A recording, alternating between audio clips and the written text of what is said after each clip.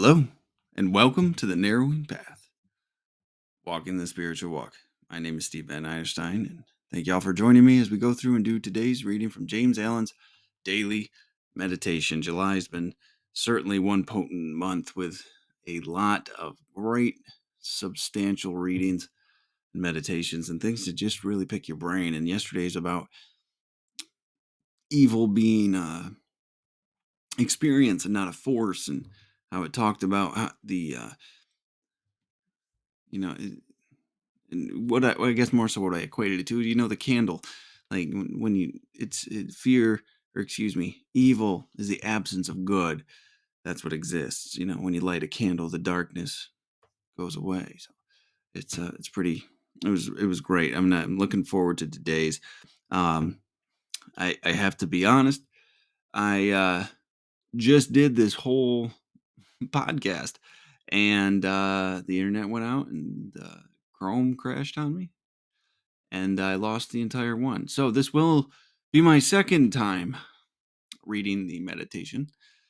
So I apologize for that. I love to be able to just do it right, read it right on here with y'all, but this is the first time. It's not going to happen. I wasn't able to recover the audio, so just want to make sure we're staying honest here. But you will still get my genuine response, reactions, observations, and what I relate to about the reading. But it will be fresh to you, and relatively still fresh to me. Let's be honest here. Second time within an hour isn't bad. So, but I ask your forgiveness on that. So here we go, though. So this is July 29th reading of James Allen's Daily Meditations. When divine good is practiced, life is bliss. To have transcendent virtue is to enjoy transcendent felicity. The beatific blessedness which Jesus holds out is promised to those having the beatific virtues, to the merciful, the pure in heart, the peacemakers, and so on. The higher virtue does not merely and only lead to happiness, it is happiness. It is impossible for a man of transcendent virtue to be unhappy. The cause of unhappiness must be sought and found in the self-loving elements and not in the self-sacrificing qualities. A man may have virtue and be unhappy, but not so if he have divine virtue. Human virtue is mingled with self, and therefore with sorrow. But from divine virtue every taint of self has been purged away, and with it every vestige of misery. Truth lies upward and beyond. Now, that's a lovely reading. It really is. I'm so grateful to be able to actually just read it again, because we're talking about virtue, and we're talking about different types of virtue, and we're talking about how when you practice this type of living, life is just bliss. It's happiness, it's joy, it's peace, it's all of these things that a lot of us are striving for, right? We put the target on all of these things we consider positive that we want to have in our lives. But the best part is that we have to move the target.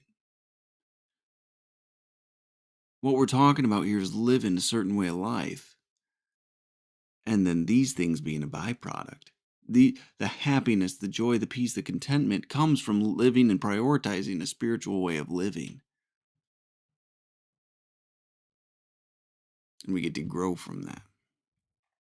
So, all right, here we go. When divine good is practiced, life is bliss. Divine good. When we practice this, when we walk the spiritual walk, when we walk this narrowing path, life is bliss. Because we have a faith, we have an understanding, we have a knowing of the God of our understanding. We have a realization that we have trust and faith in something greater than ourselves, which frees us to act only in the essence of what's the right thing to do, instead of taking our selfishness and self-centeredness into account. When we trust that power greater than ourselves, that God of our understanding with the outcome, we can take the appropriate actions and live by these principles. It's pretty amazing.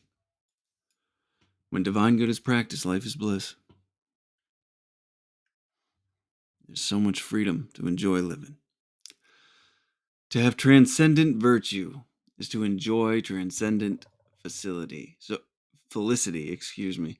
So transcendent means beyond normal normal accepted human interaction or human behavior, or exceptional is another definition. I looked it up the first time around. And so to have transcendent virtue is to enjoy transcendent, so exceptional felicity, which it means extreme happiness, I believe it was. Let me look it up again for you. I just looked this one up too, but intense happiness. So this beyond this exceptional virtue that these exceptional virtues that we practice, or what these exceptional the exceptional dedication to practicing these spiritual principles, probably a good way to say that, is to enjoy exceptional and intense happiness. The more committed you are to this way of life, the more joy and happiness you will find. The more freedom you will find, the more peace you will find. It might not look like you thought it would look like, to be fair, but you will find it. It will come to you as the side effect of living well, living right.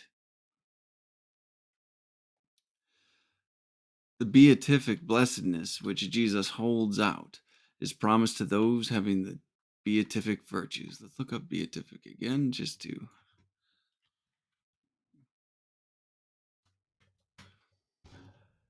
blissfully happy, imparting holy bliss is a secondary use of it. So bliss, holy bliss.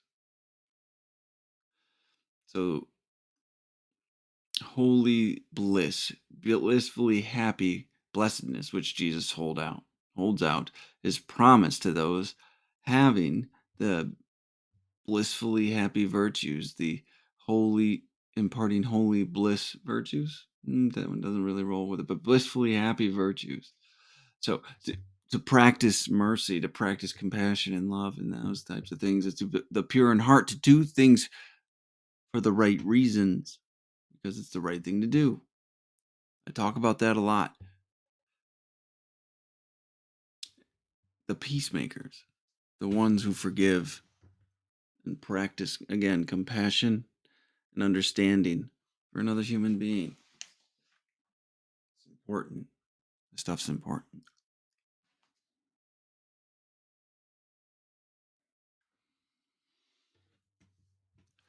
The higher virtue does not merely and only lead to happiness, it is happiness. See, that's the thing. Happiness is not found as a target. Like we can't aim for it, we can't strive for happiness. It comes from living differently. And that's what it just said right there. The higher virtue does not merely only lead to happiness. So these things do not have happiness as the end goal, right? These practices are not steps to find happiness. These are steps to follow the path your God has laid for you, or the universe, that source, whatever you might call it, and then happiness encompasses your life because you're doing the right things.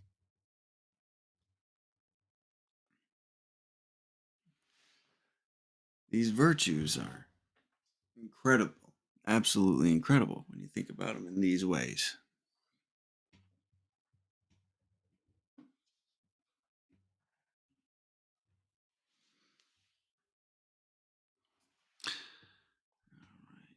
All right.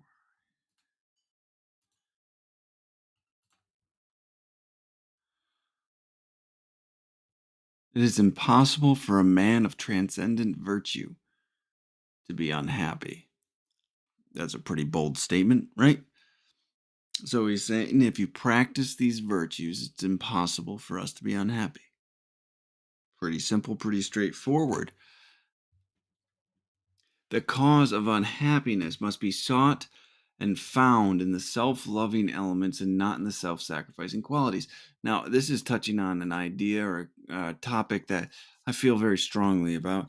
And in today's society, there's a lot of things talking about self love, and I don't agree with that direction. I would think if we try to practice self love, we turn into self absorbed narcissists. That's what I did. I tried to care and love myself the best way possible, and I ended up being miserable, medicating myself with any substance I could find.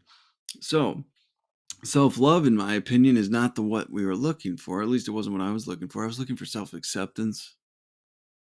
And through that, I was able to find love from a God of my understanding, and then take that love and pass it to another. To give freely of what was so freely given to me, not take God's love and cannibalize it and feed it to myself, and become this self absorbed individual that ends up in a pit of misery and despair.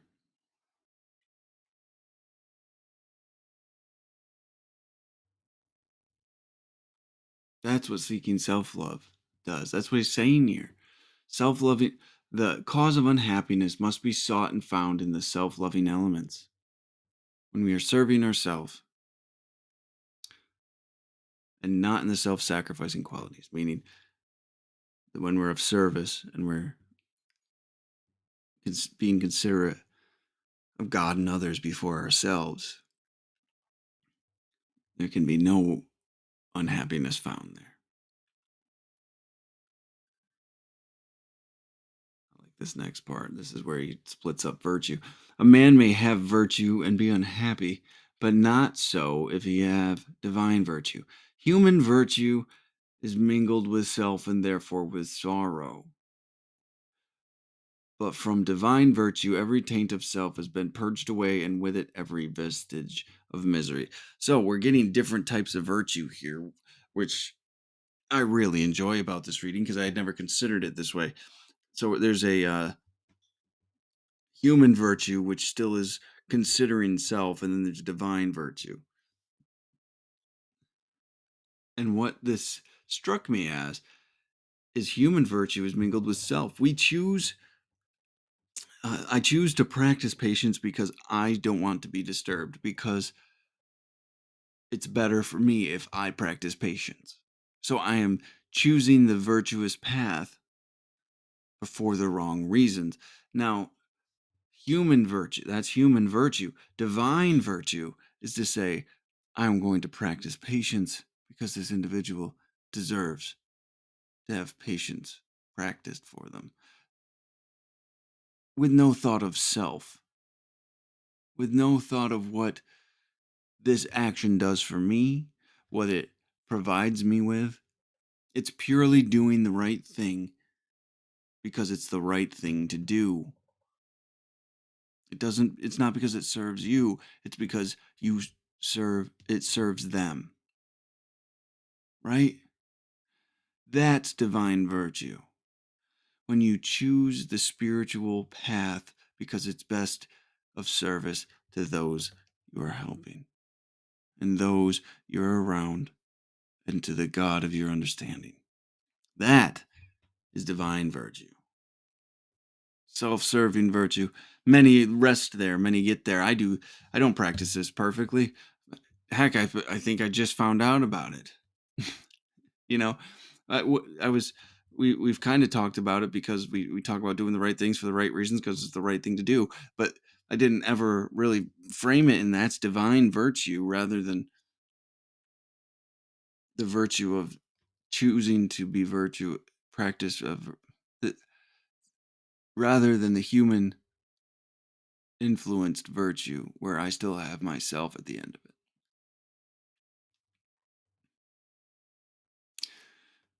It's a very, very huge difference. Though the exterior behavior might look different. or might look the same. The motives are different. So, and then here we go. This is the ending of it here. Truth lies upward and beyond. This is the encouragement, the striving, the motivator. Keep looking, keep going, keep striving towards that ideal. All right, keep looking and practicing. Aim for that spiritual perfection and accept progress. Accept that spiritual progress. So, all right. Well, thank y'all for joining me again for the second run through of this meditation. Hopefully, there won't be a third. This one was incredible, absolutely fantastic. I hope everyone enjoyed it that hears it too. I really really loved it. So, thank y'all for joining me again tonight, and I look forward to tomorrow when we finish wrapping up July for the second to last. So, until next time, thanks.